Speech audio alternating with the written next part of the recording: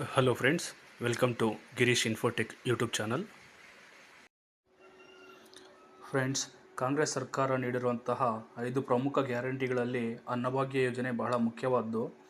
ಕಾಂಗ್ರೆಸ್ ಸರ್ಕಾರ ರಚನೆಯಾದ ಮೇಲೆ ಕೊಟ್ಟ ಗ್ಯಾರಂಟಿಗಳನ್ನು ಪೂರೈಸ್ತಾ ಬಂದಿದೆ. ಅನ್ನಭಾಗ್ಯ ಯೋಜನೆಗಾಗಿ ಸರ್ಕಾರ ಪ್ರತಿ ತಿಂಗಳು ಪಡಿತರ ರೇಷನ್ ವಿತರಣೆ ಮಾಡ್ತಾನೇ ಇದ್ದಾರೆ.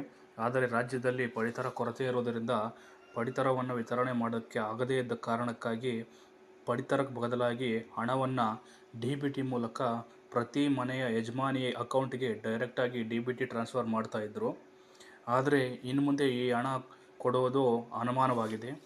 ಯಾಕೆಂದರೆ ಇಷ್ಟು ದಿವಸ ರಾಜ್ಯದಲ್ಲಿ ಪಡಿತರ ಕೊರತೆ ಇತ್ತು. ಆದರೆ ಈಗ ರಾಜ್ಯದಲ್ಲಿರುವ ಪಡಿತರ ಕೊರತೆಯನ್ನು ರಾಜ್ಯ ಸರ್ಕಾರ ಅಂದರೆ ಸಿದ್ದರಾಮಯ್ಯನವರು ಹಾಗೂ ರಾಜ್ಯ ಸರ್ಕಾರ ಕೇಂದ್ರ ಸರ್ಕಾರದ ದೃಷ್ಟಿಗೆ ತಂದಿದ್ದಾರೆ.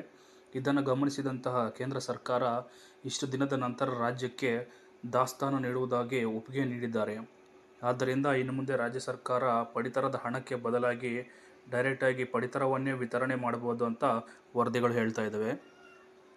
ಇದು ಇವತ್ತಿನ ಮಾಹಿತಿ ಫ್ರೆಂಡ್ಸ್. ವಿಡಿಯೋ ಇಷ್ಟ ಆಗಿದ್ದರೆ ಲೈಕ್ ಮಾಡಿ, ಶೇರ್ ಮಾಡಿ ಹಾಗೂ ಚಾನಲನ್ನು ಸಬ್ಸ್ಕ್ರೈಬ್ ಮಾಡ್ಕೊಳ್ಳಿ.